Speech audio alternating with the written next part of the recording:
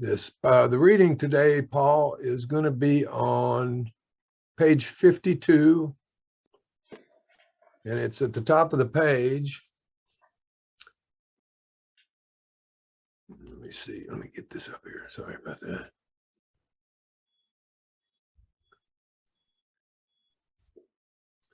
All right. But in most fields, our generation has witnessed complete liberation of our thinking. Show any longshoreman a Sunday supplement describing a proposal to explore the moon by means of a rocket. He will say, I bet they do it. Maybe not so long either. Is not our age characterized by the ease with which we disregard old ideas for new, by the complete readiness with which we throw away the theory or gadget which does not work for something which does? We had to ask ourselves why we shouldn't apply to our human problems this same readiness to change our point of view. We were having trouble with personal relationships. We couldn't control our emotional natures. We were prey to misery and depression. We couldn't make a living. We had a feeling of uselessness. We were full of fear. We were unhappy. We couldn't seem to be of real help to other people. Was not a basic solution of these bedevilments more important than whether we should see newsreels of lunar flight? Of course it was. When we saw others solve their problems by a simple reliance upon the spirit of the universe, we had to stop doubting the power of God. Our ideas didn't work, but the God idea did.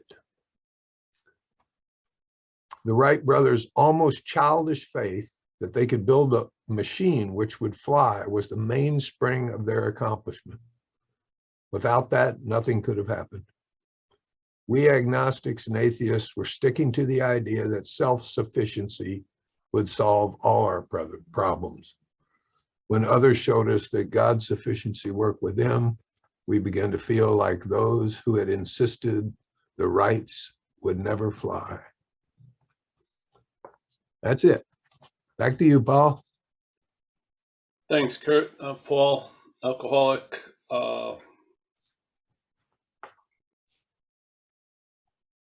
I'm just going to repeat this one sentence at the top of 52. Where is this?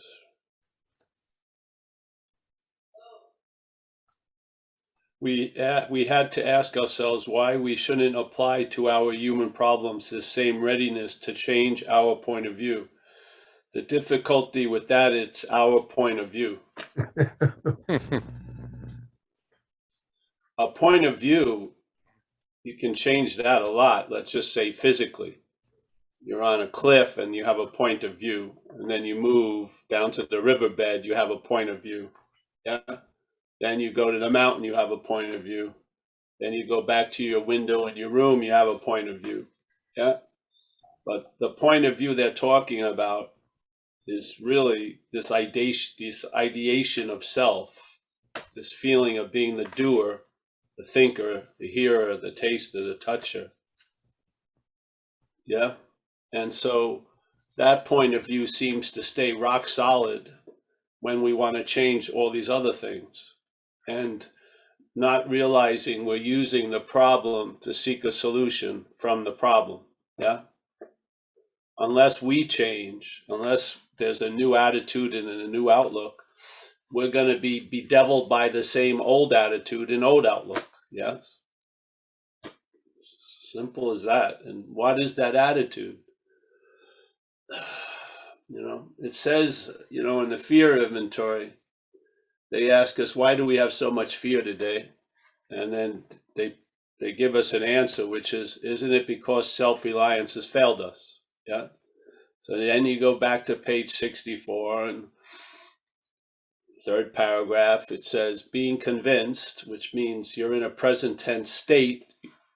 You believe with certainty that self, being convinced self, manifested in various ways, is what has defeated us.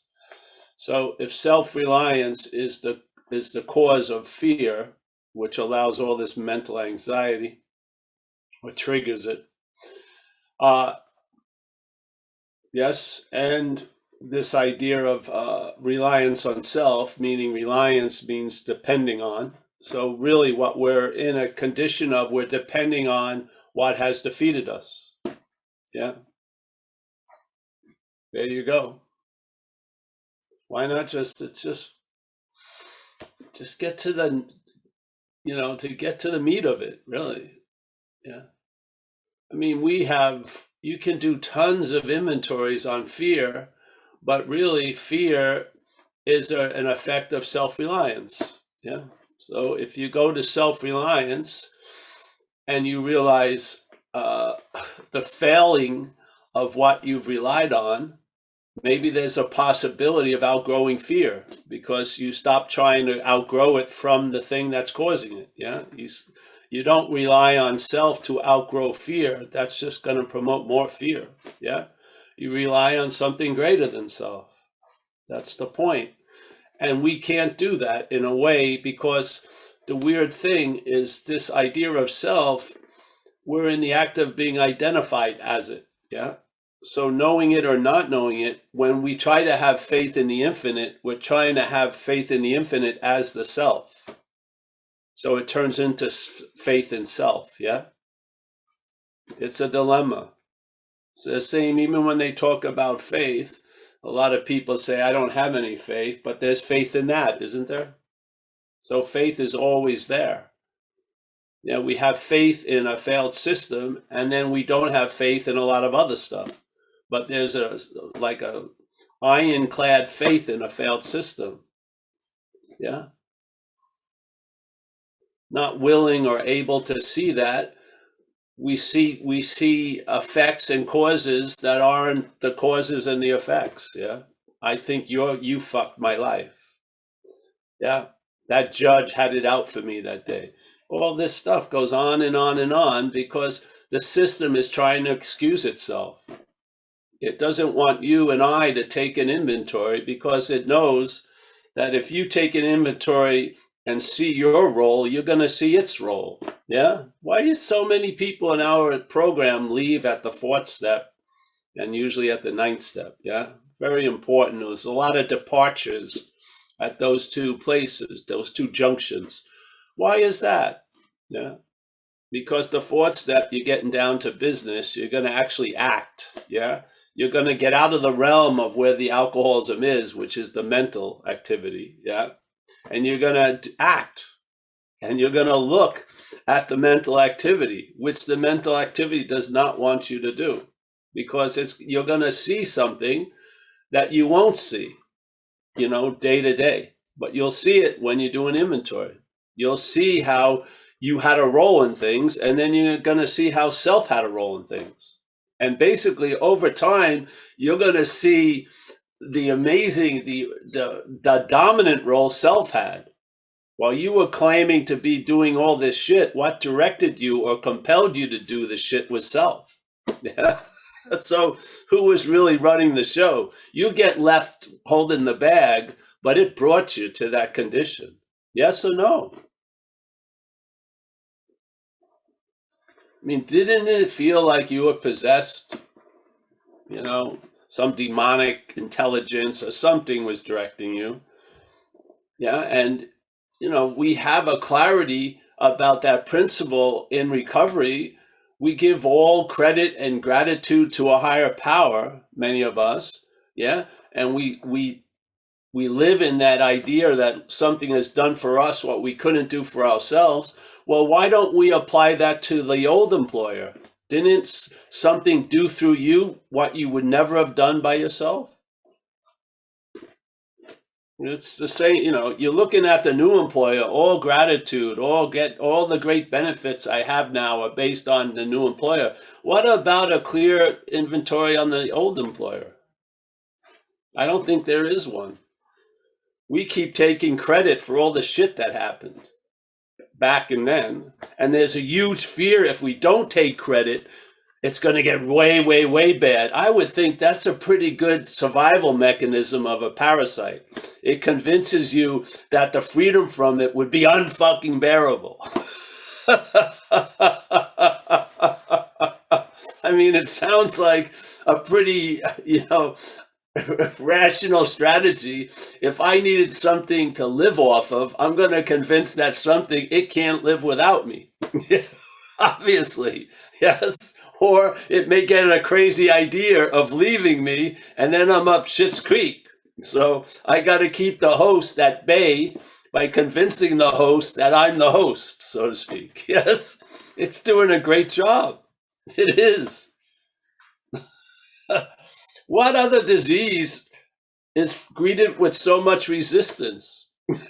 You know, if people could go to a meeting a day about cancer and it would keep them from the effects of cancer, there'd be thousands of freaking people. You'd have to have reserved seating. It would be like unbelievable, but alcoholism, fuck it. You know what I mean? I hate those people. Yeah, you think that that person is saying that? It's not them. It's the fucking disease. Yes. It doesn't want to be brought into the light. And unfortunately, you and I are going to have to bring it to the light. Yeah. I remember my sister, my oldest sister, she killed herself, turned into an alcoholic like in the late 30s. Yeah. And I remember my other siblings, they had an intervention. And in New York State, you can't put someone into a hospital. The person has to decide. Yeah. My sister decided not to do it. And then she overdosed on pills 3 weeks later. Yeah. So it always comes down to the patient in this, especially with this disease. Yes. And the patient is usually incredibly reluctant to seek relief from the disease. What I don't find that in most other cases. Some people I know have cancer. They're going to Mexico. They're trying fucking everything to get some relief from the effects of cancer. And they love to outgrow the cancer so they could have a life. But here, oh, it's 9 o'clock meeting. Fuck, I don't want. I got things to do today. I got to roll over on my right side at around 9:40, and then roll back over to my left. You know what I mean? What is it that's producing these effects? What?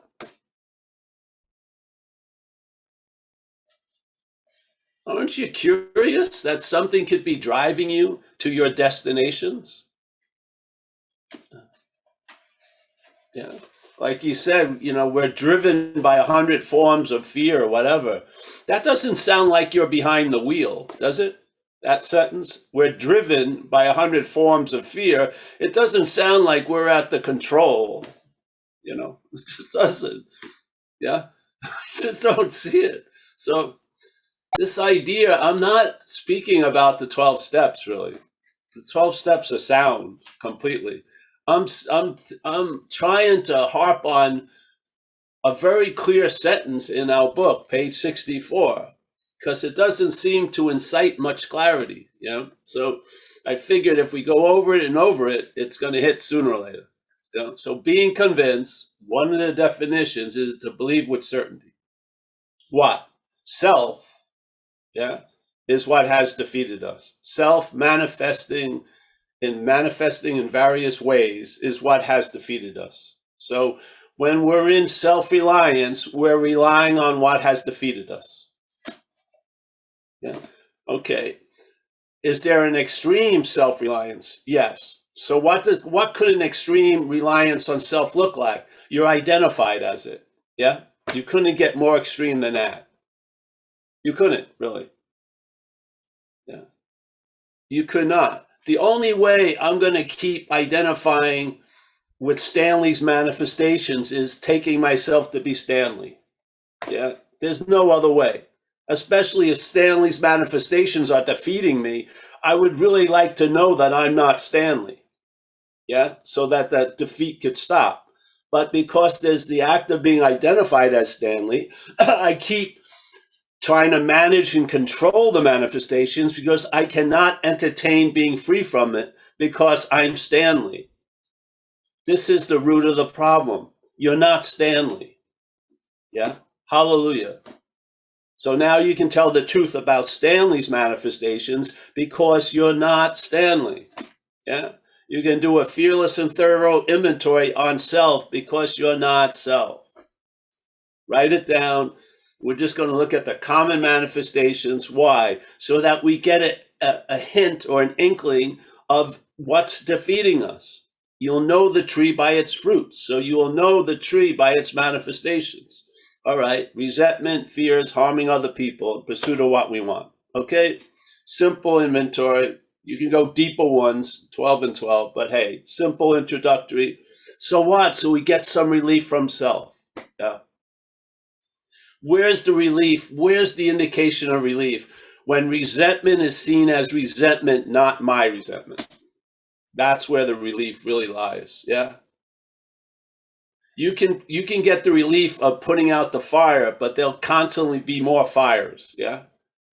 When you see that they're not your fires, the possibility of living fire free a day at a time becomes very, very, very, very, very, very available. Yes. So fear, not my fear. Resentment, not my resentment. Acting out in the pursuit of a desire, not my acting out. Yes, you can do both. If you feel like you're betraying something, do both inventories. You look at them as yours and then look at them as something foreign than you. See which one brings about a lightness. Yeah? What doors open when you see a resentment as a resentment that do not open if you keep seeing it as yours? What doors open? Many of us have noticed them. Yeah. More doors, more exits. Yeah. Okay. So I'm not freaking handcuffed by that drive of trying to get out of self as self. I'm not handcuffed anymore. I found the true solution. Yeah. I'm not self. So that huge drive to get out of it diminishes, yes? And you realize sooner or later that you're not in it, actually. You've never been in it. That's the great news. So all your incredible escape plans, though you have a lot of value in them, you sort of like them, they can be put aside because you've already escaped. You are not that which you want to be free from. If you are that which you want to be free from, that's going to be fucking difficult. Yeah, because you're going to be there. But if you're not that you would like to be free from, wow, there's a huge possibility there. I've walked through that door, yeah, for a long time now. And in one of the conditions I find myself is on a daily basis, the problem does not exist for me anymore. Fucking hallelujah. It's not a unique event. Yeah. The same thing we're sharing here, I followed. Yeah.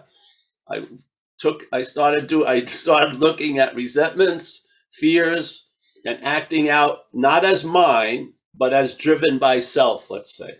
Okay. I took an inventory on self and I saw how self, because it demonstrates patterns. It doesn't have an infinite amount of traits. It does the same thing to every one of us. Yeah. So that's why we have an identification with each other as alcoholics, not because I identify with Kurt, but I identify what took Kurt over. Yeah. And the same thing that took me over took Kurt over, and we recognize the commonality of that. There's where we meet. Yeah. Yeah. So you're not going to tell me a fleet of cars all have this incredible coincidence of arriving at the same 3 parking spaces, institution, jails, and death. They must have the same fucking driver or the same computer chip to all keep going to the same place. Yes. No matter how unique you tell the story of getting there, you ended up exactly where most alcoholics end up, and addicts. I mean, you can't see it after a while. It's obvious. It's standing right in front of our face. Yeah. You were not driven by you to the defeat. It doesn't say being convinced us manifesting in various ways has defeated us. It doesn't say that. It says self and us. It feels like there's a difference. Yeah. I'm hoping that most of us are in the us camp Yeah. And we see self from the us camp. Yeah.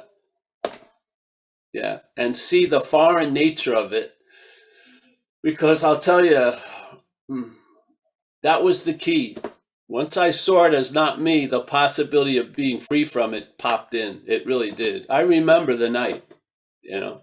I remember the night that I had been, and then it revealed to me in a flash that I had been trying to be free as self most of my life since about 6 or 7 years old.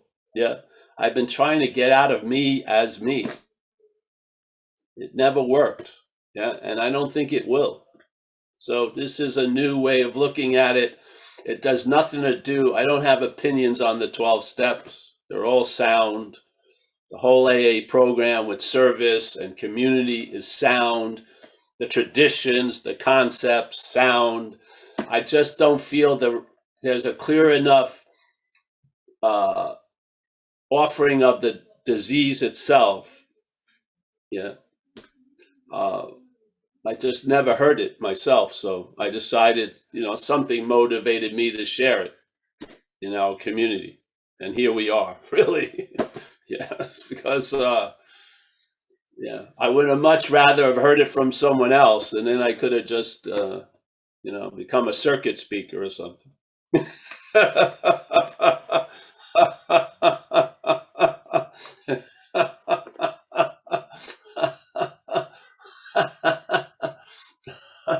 I don't want to talk about the problem so much other than as a description from the solution, really. I want the solution to become available in our community. I do. At least this idea. And if it works for you, great. If it doesn't, go ahead, do whatever. Yeah, but what's the harm of being able to hear a new idea? I don't find any harm in it. Yeah. I don't, especially if a lot of shit's not working. Literally, I mean,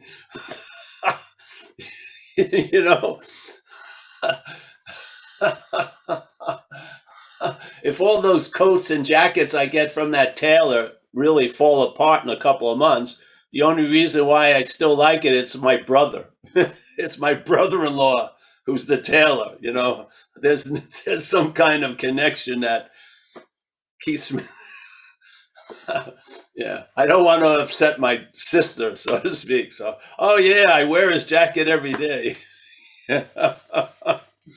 So yes, this is so just go to page 64. Maybe you've all skimmed through it, and just if you can see that self and us is speaking about the exact same thing, I'd love to hear it, because it doesn't. The way I understand the English language, us and self seem different. Yeah. Us is more of a plural. Self sounds like one thing. Yeah. And I don't see how it's gotten mixed up. Yeah. So, all right. That's it. Thanks for the reading, Kurt. And great. Thanks, Paul. Yeah. You guys have any hands? Raise your hands if you would. If you have any questions. I appreciate, this is kind of on the tail end of that last meeting when you said, I like the way you said, we're not writing fear to find out about fears. We're writing fear inventory to find out about self-reliance. Yes, of course. Mm-hmm. Yes. Yeah. So the inventory is about the effects pointing to the cause. Yeah. Yeah. So we do an inventory on the manifestations of self to point to the self. Yeah. Because that's how you can't see the self, because it's an activity. Yeah. The mental state is in the act of being identified as a doer concerning everything. It doesn't have any opening that, all right, I'm a doer and yet I can be taken over and blah, blah, blah, blah, blah. It's doer straight through. Yeah. And then this idea of volition, feeling like these terrible things I've done, who wants to look at those terrible things if you feel like you are the doer of it? You're not going to do a fearless inventory. Right. Are you? Really? I mean, most of my life getting loaded was to avoid that. How am I going to turn that horse around completely and have it go the other way? I would think you'd have to do a lot of tugging to get it to go the other way. Yeah. But what happens if you see it as not you? You can do a pretty clear inventory on it. Yeah. And then when you make the amends, you realize, hey, I would have done what I did to you to anybody. It was, it was just, I was driven. I was driven by some force. And yeah, now that I've been introduced to a higher power or a greater power, I can feel pretty confident that I'm going to try not to do what I did to you to anyone else from now on, you included. Yeah. Yeah. We're not saints, but I'll give it a good shot. Because now when I make a decision, there's power behind it. Yeah, I have power. And so maybe I can not do that again. Yeah, because now the handcuffs aren't on me, they're on self. Hallelujah. You arrested the right person or right thing, self. Yeah. Yeah. Yep. I don't know. I do know in my own experience, but I also know that everyone has their own view. I'm not, I'm just putting out some ideas. Hopefully you entertain them and see if they work for you. Yeah. But look at the word my in the English language, and my signifies, it's a pretty good diagnostic of identification as self. Yeah. And a lot of times the language, even if we're not meaning it, is reinforcing it, because we keep calling a lot of shit ours, which isn't. Yeah. You know what I mean? And we stop the reading a little bit, where I always harp on this thing about crushed by a self-imposed crisis. Not a crisis I caused, but the imposition of that self that I didn't see because I was sober, and it was rusty handcuffs, and then I just traded them for gold handcuffs in the program. I was still handcuffed. Yes. That's the thing. The head that was talking to you before you drank and during you drank still's talking to you after you've stopped. It's the same. The self is like a chameleon. It will do its number no matter how much space or little space you give it. Yeah. But it will keep encroaching on more space. Yes, for sure. It's like parasitical, really. It doesn't have, you're not going to rationalize it with it or anything. It's not going to become a service animal. It's going to, it's a snake. It's going to bite you probably. I'm going to make it my amigo. I don't know. Yeah. Yeah. It will be the Hardy and you'll be the Laurel of Laurel and Hardy. If you know. Not too many people will get that one, but remember Laurel and Hardy. Yeah, right. Laurel. Yeah, we're an equal team. Yes, sure.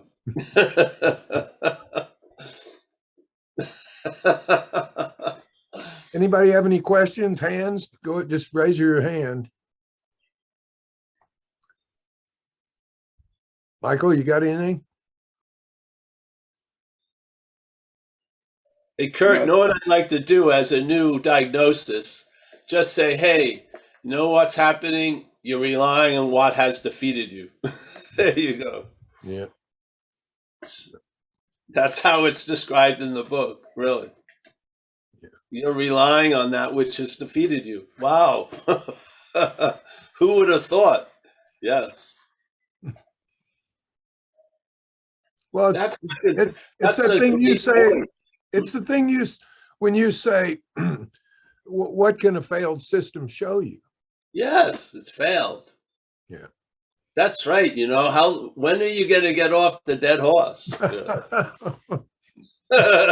I know you got the nice saddle and you got your little cowboy outfit, but fuck, you're not going anywhere. It's a dead horse. I look like I'm riding. Yeah. That's good. Not eating much. I wondered about that, but. So we got a couple of hands. Walter, you want to pop in here, bud? Okay, good morning.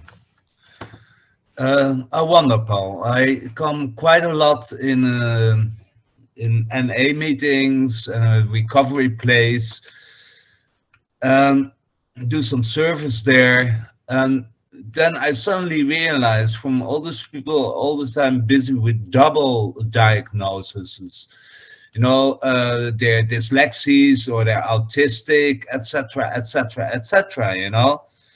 And I have a psychiatric past way behind me, and I look at them, and then I suddenly I can be blind, but it is like people then hiding behind the diagnosis somebody gave to them, and completely overlooking from, hey, okay, you're an addict, do the steps, look at it. But then again, there is an protecting shield from, yeah, I'm dyslexic, that's why. I'm psychopathic, that's why. And basically, most of the people are schizophrenic, End of the question. At least that's how I start seeing. But there's a doubt. Am I maybe totally seeing the thing wrong? I mean, I see this happening with people, they're busy with 10 years, 20 years, being busy with the psychiatry and this pill, that pill, or without pills, and there's no end to it. And I doubt about it, what to say to people, I see they're in troubles, and yeah, okay, Yes. Well, that has to be on a moment-to-moment basis. Sometimes you don't say anything, sometimes you do. And that's the nature of the head. The head wants to look out the window to avoid the elephant in the room, So that's what it does. Yes? So a lot of people come to, talk with me. They used to. I don't talk much anymore. And you can see their practice of something is really a way of avoiding doing AA, let's say. So now they want to take on the Buddhist things, which is fine as an adjunct to recovery, but they basically, the head wants to excuse the idea of recovery and just use Buddhism as the answer. And then a lot of them become a drunk Buddhist, So this is, the head does it all the time with everything. You're moving, usually a lot of times we only notice what we're moving towards. We don't see what we're moving away from. There's a lot of unclarity about that. Yes? So I found a lot of, basically when I was introduced to spirituality, younger, I was just trying to get away from shit inside of me, really. I had no real desire to transcend and enter godhood. I just wanted to feel more comfortable, basically. And then when I found an inherent comfort and ease, I had no interest in spirituality, even though I seemed very interested in it for years. As soon as I got the goods of contentment and satisfaction, I had zero interest in it. Zero, completely. Yeah. So basically life had gotten me down to the exact nature of the wrong causes and conditions. Yeah. A lot of times we don't know the causes, so we're seeking changing conditions. Yes. Yeah, just the way it goes. Yeah. And you still sit there and hold the space, and sometimes look at your own life. I don't know. I would say you probably had a hard time, and I did. And most people that knew me knew I was useless. I had passed the point of being well, so to speak. Yes, 100. If you had 100 people, 100 people would have said the same thing. Even my family, my mother knew I was a goner and everything. Yeah. So, and yet, what happened? Grace appeared and my life changed. So who am I to say when grace is going to appear or not? Yeah. Really, I have no basis of thinking, oh, this person's not going to get it. That may be the greatest moment that they're not going to get it. That's when it happens. Yeah, finally. So, yeah, just be true to yourself, and don't get so concerned on outside activities. Yeah, just what's worked for you. If you've, like they say in AA here, you were kissed on the cheek by the higher power. Okay, just continue that love affair and see if you can be useful. That's all. Yeah, on a big stage, a small stage, whatever. Yeah, this place is crazy, don't you? I was at the beach yesterday here. I swear to God. Amelia had to meet a lady for work, and so we went into San Francisco, and where the lady was near the beach. So I had brought my bike in the car, and while Amelia was interviewing, I took a ride. Yeah, rode all around, went to the beach, and I needed to take a piss. So in the beach, they never even had this before. They had some porta sands, like mobile, things. And I usually, stay away from them, but it's this, I really needed to take a piss. So I look in this one, and it was like a scene from hell, really. I could not believe humans could participate in what was expressed in that little thing. It just blew my fucking mind. So, I mean, the possibility of what's going on here can be shown in 1 second. And you would love to avoid seeing that for the rest of your life, yes? So let's recognize our situation. We're outmatched. And we are. We're over our heads, Walter. We are. It's just by the grace. But for the grace, we wouldn't be sitting here. Yeah. So let's have that humility of being placed in a position of neutrality. Not arriving or claiming it, but I was placed there. Yeah. And I'm clear about that. And I'm in great honor and gratitude for that. Yeah. I am. Today, every day. So, yeah, I'm sick. You're sick. We're all sick. Thank God we're not, actually. But that which we're relying on is of sickness. It is. It's of smallness. It's of separation. It's of seeing the differences, not the similarities. It doesn't give a flying fuck about most people, really. It just wants to promote its own agenda. Everything is transactional. It has no idea of what surrender is. Nothing. It'll mimic these ideas. It will mimic awake. It will mimic surrender, but it has no idea. It's incapable. Yeah, it's totally incapable. This is what a failed system can show you. Yeah. Reliance on self from the view of recovery is the cause of anxiety. Yeah. You want to be free from fear, look at the reliance on self. If you keep looking at fear, you'll have more of it. Yeah. Yeah. Because that will be reliance on self. Yeah? So you look at reliance on self, it gets uncomfortable. Yeah, because it loves having you look at the fear. It does. It wants you to dwell on resentments.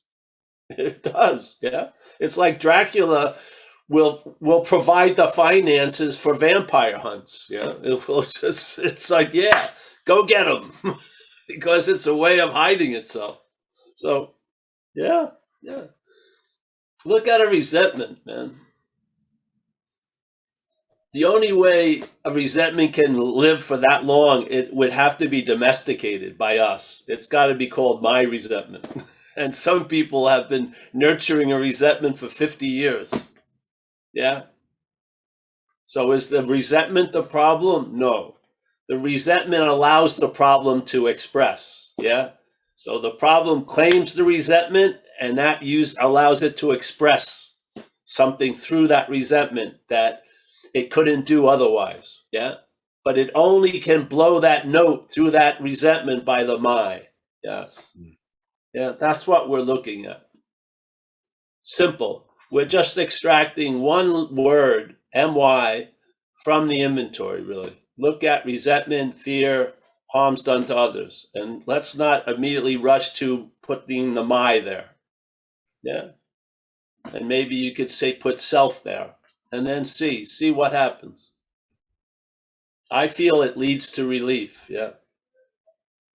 And I have a large amount of faith in it because the relief has seemed to stay steady for years now. Yeah. And it doesn't demand much. It really doesn't. I'm not like working out 24 hours to keep in this fit spiritual condition. I'm not.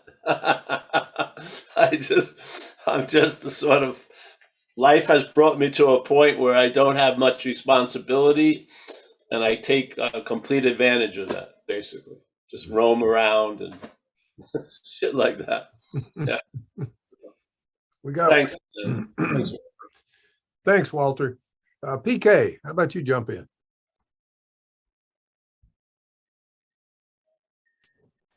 Hey, how's it going? So I just wanted to say thank you, from the bottom of my heart, seemingly, if I have a heart, for the pointings and the invitation that you give. It's amazing. I mean, it's like, I feel like the way I interpret it it's not necessarily a belief system that we have to think too hard about, but it's how are we relieved? And I just thank you so much because it's like you're a doctor, but you're not prescribing and demanding people do anything. You're saying, hey, try it on for yourself. And for me personally, even though there may not be a person, I feel like for so many years I was trying to define a belief system. And then since, reacquainting with you, I've been sort of reconnected to that, which I never was not connected with, but to a relief system, like frickin' relief. Holy cannoli, as we say in New York. And that porta potty analogy you just made was amazing because that's so profound, the way you speak on just the most mundane things. Now, I know it's not you, it's something moving through you, but holy cannoli, that's a frickin' invitation for every single one of us, especially in the throes of addiction, in the throes of rage and bitterness and anger, when we're totally out of control. There's something that can ground us. And man, I am so thankful and grateful to you for this ongoing invitation that you provide, this ongoing prescription that you're giving me something that I already have it anyway, or there is no me anyway, but whatever it is, I think it's almost like a cure-all. It doesn't, everything else pales in significance to this one.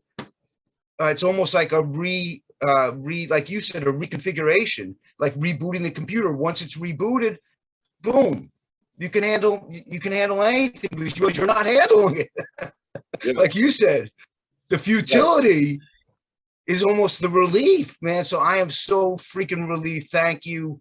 From, like I said, I'm not sure if I have a heart, but if I did have a heart, I thank you from the bottom of my heart for the invitation to this pointing in a practical and possible way. It's not some crazy hard thing like, oh, you got to run a marathon, with your eyes, blindfolded or on one foot, No, this is like you said, it's inherent, like you've already inherently already okay. And with, armed with that shit, nothing, I can face anything. Hallelujah, man. I just, I mean, it's not like I want to throw the book away. I love the book, but the beauty, the relief is that the book is the pointing. You are the pointing. If I don't have access to you 24/7 or the book 24/7, what do I have access to 24/7? that which never left, which always was. So thank you so much. I just love listening to you and just holding space with you. It's just an honor. Your Honor, I swear I didn't do it, Your Honor.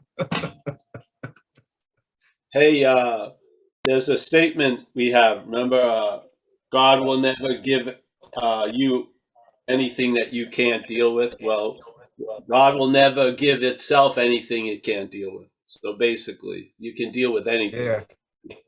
But I want to share again. I want to go back to the Portisane again, because really, that second of what I saw, it hadn't arrived there. People had added onto an incredibly terrible thing. There was hundreds of people went in there after it was already super bad. I mean, what drives us to put up with so much literal shit? Yeah, I don't know. You think desperation? Is it desperation? You think if we're desperate, we would do anything? You know what I found? These were simple little examples I had. So when I got sober, I figured, I used to be a massage therapist, so I was going to try to get my license in California. So I was going to massage school. This sounds weird, and it was in the summer in Northern California. It was pretty hot, and we were in this beautiful little little children schoolhouse, a white. And so we had all these massage beds, and I was working on someone who was very large. It was hard work, and it was very hot. And then in the side room, I see all these fans sitting there. Yeah. Now, my alcoholic head says, don't say anything, just keep putting up with this bullshit. But I gotten into recovery. I said to the teacher, hey, can we use these fans? Before, I would have just, if my right arm was bleeding, I would just look left all day. The shit I put up with in that addiction was fucking mind-boggling. And I came up with a firm idea that I'm not going to put up with that shit anymore. Yeah, because that's what it brought us to. Yes? Yeah. An unbearability. And so, in a weird way, I put the fans on, and then relief was there. The relief was always available. I didn't feel like I had permission or the right to have the relief. It was like I was living out a prison sentence, like I had done terrible things, I should suffer. Yes? Because there was a point early on that using was not fun. It became an occupation. There was a drive of forgetfulness that demanded me getting loaded. Yeah. Wow. This was all rooted in feeling like I was the doer of all that shit that happened through me. It was unbearable to live with. I could not make sense of, all right, I love my mother, and then I treated her this other way. There was cognitive dissonance completely. There was no way I could make sense out of anything. I felt like I was fucking super bad. Yeah. And there was no relief for me. So even when relief was there, I would never even entertain the possibility. That's fucking slavery. And to have it continue when we're in recovery is really a slavery. Yeah. Yes. When we've made the amends, when we've seen that something drove me to do shit I would never have done to myself or to another. Yeah. And I cleaned all that up. Where's the relief? I'm still living out that sentence for many people because they're rooted to the idea they were the doer of whatever happened, and they're not the doer. You were dancing with a gorilla. You're going to stop when the gorilla wanted to stop. Yeah? So this is what I saw.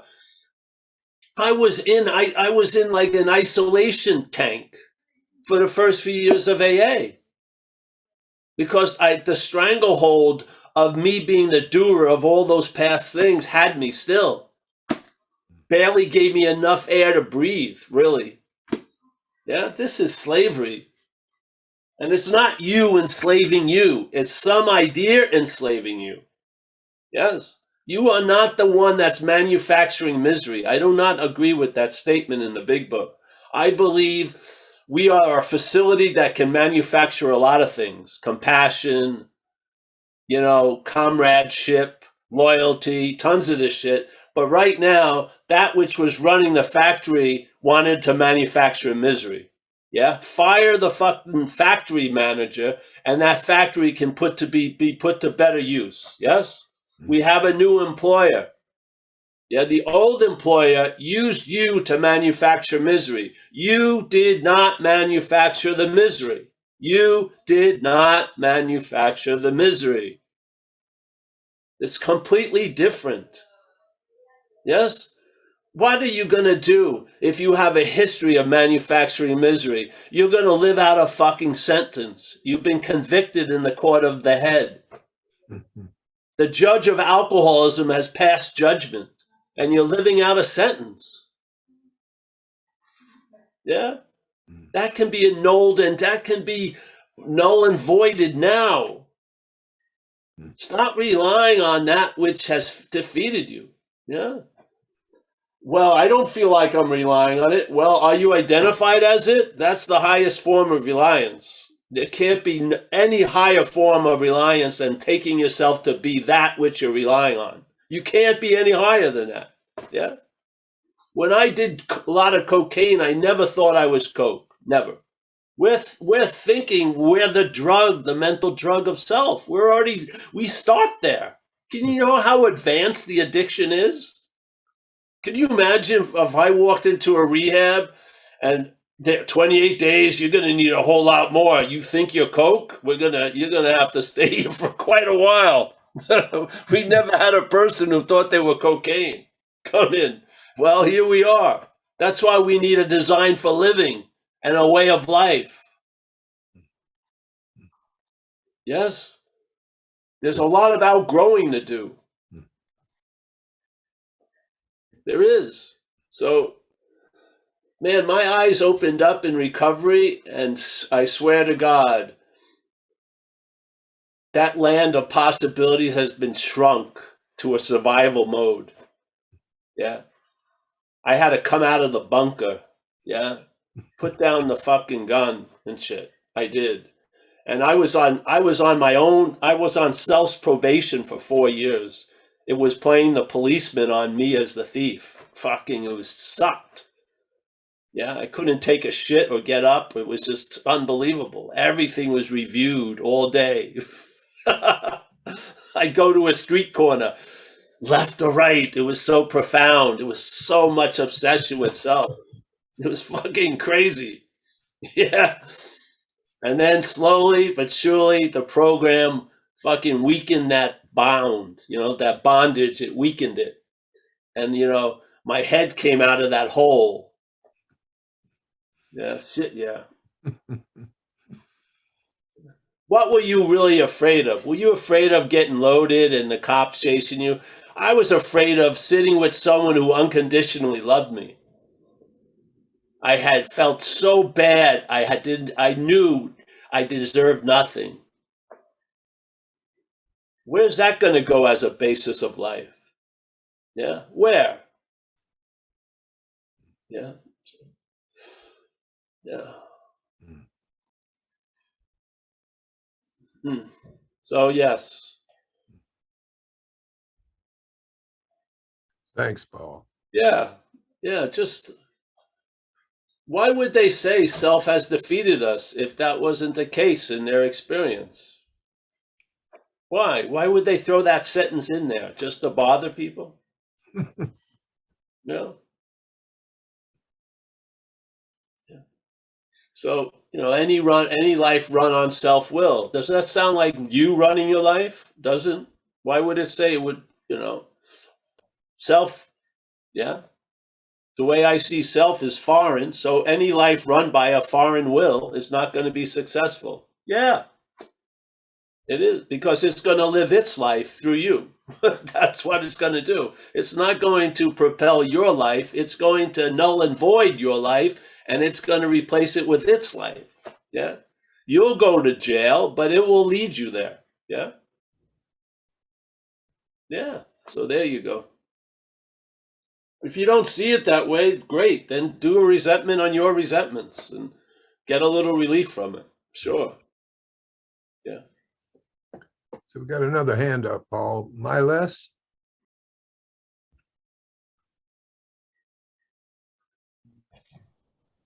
Hey guys, can you hear me? Miles here. Miles.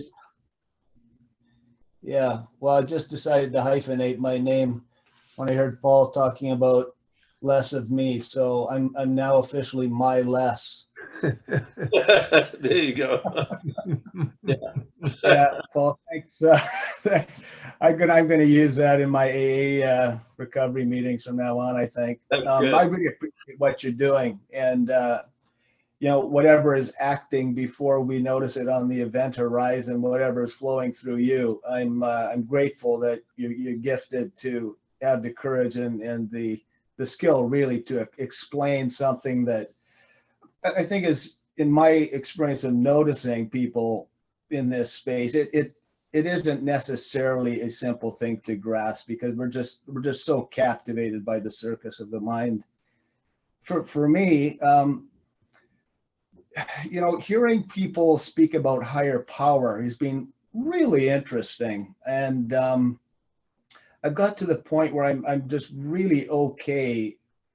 Whatever people, however they arrive in their faith story, whatever that is, if they're feeling more peaceful, in your words, Paul, if they're traveling lighter, I just give them a big salute. I mean, Yes. there's a lot that the cognitive machinery can do, in my opinion, by piecing together cause and effect that will give people peace. So or more peace than they had before.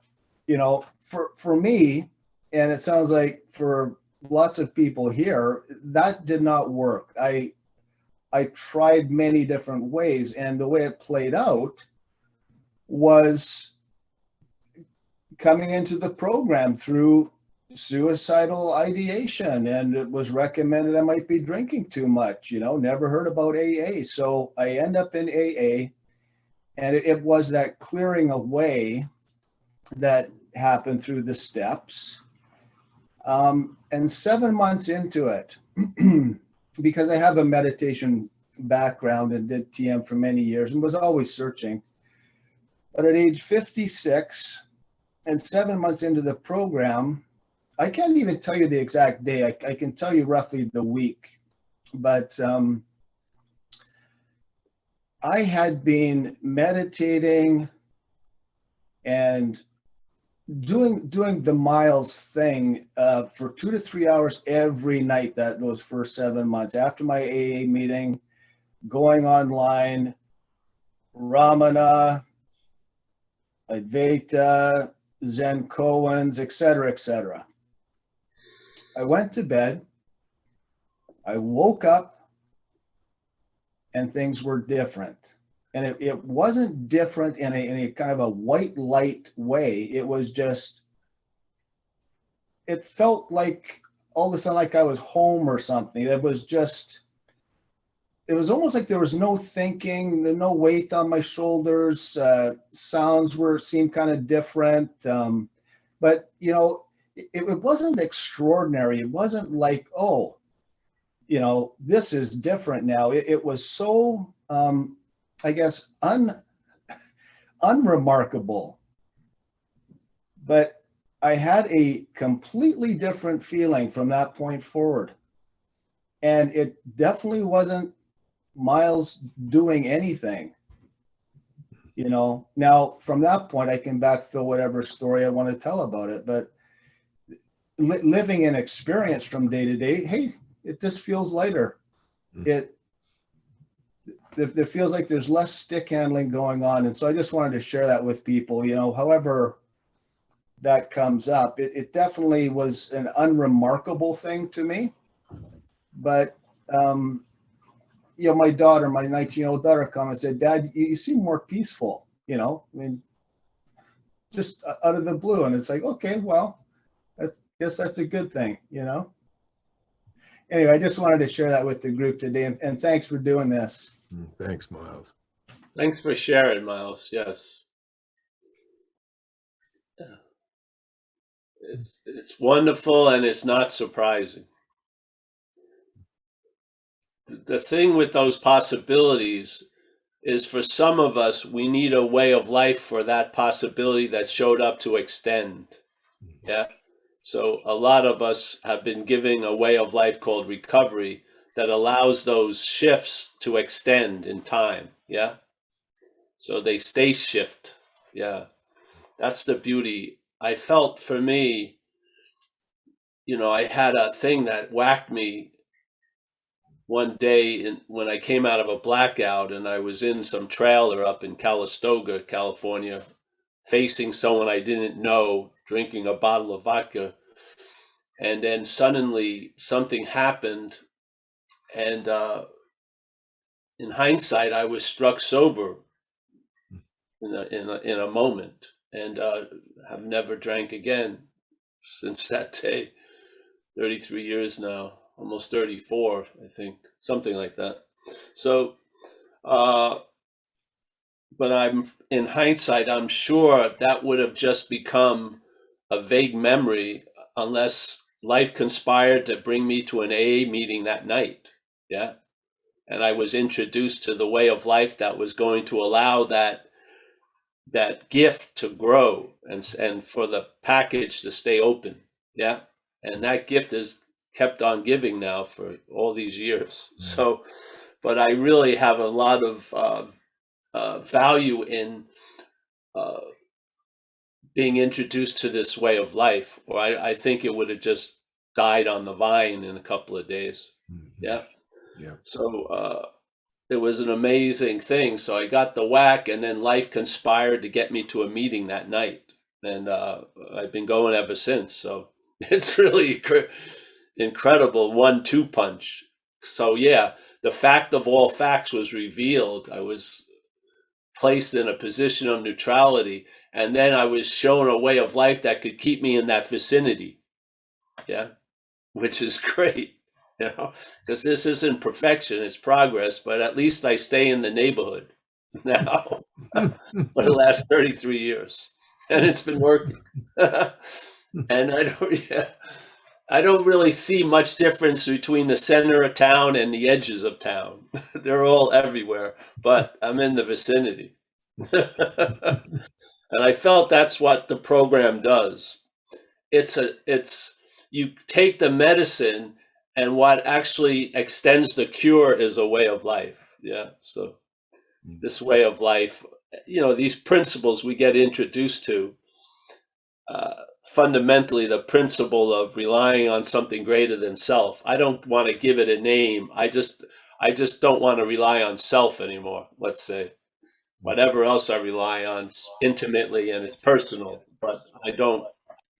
You can be clear about one thing, what we don't want to find ourselves relying on, which is self. So I've been living a life of reliance on something else, and a lot of stuff that used to be very fleeting and vague and very temporary become much more long lasting, like the ability to enjoy peace of mind and serenity and the problem not existing for you and stuff. So this way of life is tailor made to allow a spiritual condition to find a voice in one's life. Yeah. I think it does a great job. So yeah, and so when I've looked at other things, I never looked at other things like Buddhism and non-duality as a way to leave AA. It was something to bring back to AA. Yeah, just to enlarge the program for myself, not to escape the program with another one. Yeah, so it's worked that way. Yeah, I wanted to I found a lot of people would leave after 10 or so years because they've had this vague feeling what they needed wasn't available in AA. Yeah, so let's make it available in AA. AA is a big enough tent. It doesn't have to, you know, it's the people that want to have a division, but AA is a pretty large umbrella. So it allows a lot of shit to grow under its sun, so to speak. Yeah, yeah. So here we are. Thanks, Miles. Really appreciated that share. Well, that's a good way to end. We got no hands, and it's 11:35. What do you think, Paul? Yeah, that's fine. I'm always, every time, man, I just love these meetings because I walk in there, you never know what's going to happen. And that's usually, I never know what's going to happen. That's a basic stable state. And it's always incredible where it can go, you know? Yeah. Yeah, I really, I appreciate this opportunity. Thanks for everyone who shows up, and Michael, Stacy, and Kurt, and Jacob, and everyone who helps facilitate the Zoom, and David for starting these meetings. And yeah, I'm very, I look forward to, I forget, but when I remember, I look forward to Tuesdays and Thursdays. I usually forget, and then it hits me around 10 o'clock. Wait a minute, I got to do a talk today. So thank you, everyone. Let me say hello to Gabe. Nice to see you, Gabe. I haven't seen you in a while. Nice to see you, my friend. Ruby Rose in Wichita, Roman. Always a pleasure, Roman. Thank you. We got Tom from New Hampshire, Keene, a place I loved. I love New Hampshire. It's quite nice up there. I used to love swimming in those quarries. Yeah, the water super clear.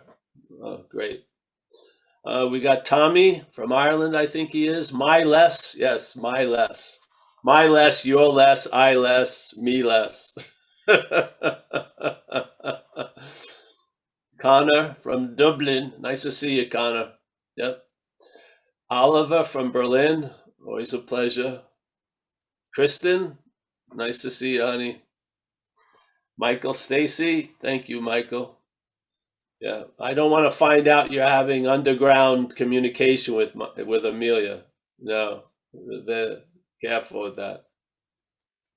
No dog meet dog. No, not yet.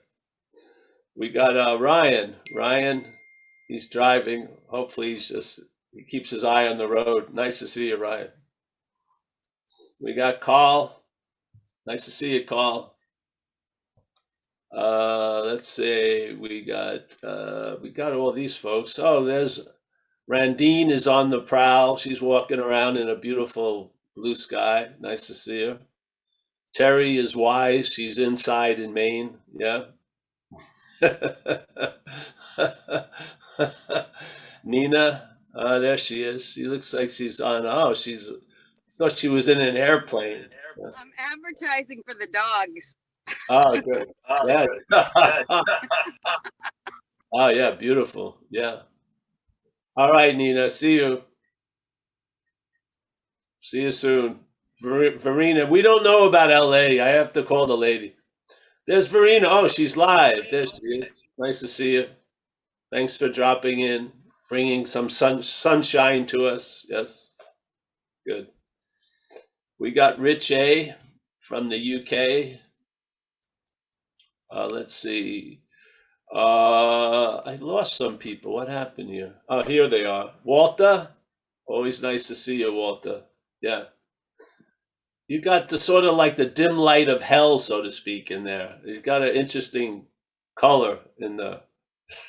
Yeah. It's like you're warming your hands at the fire of hell or something. Yeah. It's pretty good. We got Kurt Z from Redondo. Where's David? He's in the desert now? He's in Santa Fe. Oh, Santa Fe. Oh, great. Yep. Mickey from Madeira. Nice to see you, honey. You're as large as a sequoia, Mickey. Yes. We got PK from New York, from Long Island. Yes. Paul. Nice to see you, my friend. Marty dropped in. Nice to see you, Marty. He's the captain of the USS Enterprise. Good. We got Artur Z. Nice to see you, Artur. Yes. We got Gary C. He's way out of the closet now. I mean, way out of the corner. There he is. Nice to see you, Gary. Oh, there she is, Alex. Yes. Stefan on having never left. Suzanne T. She's just got a picture. Nice to see you, Suzanne. Hey, I think I may have missed some people. Hold on. No. Hey, thanks, man. We'll see you. There's another meeting on Tuesday, 4:30 Pacific time. That's of the non-duality flavor. So they're all on the website. Thank you. Pleasure to see you. Thanks, Paul. Bye. Thanks, Paul. Thanks, Yep. Kurt.